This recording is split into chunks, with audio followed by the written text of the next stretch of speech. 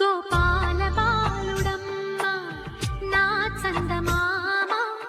పదే పదే చూసుకున్న తనివి తీరదమ్మ రారా కన్నా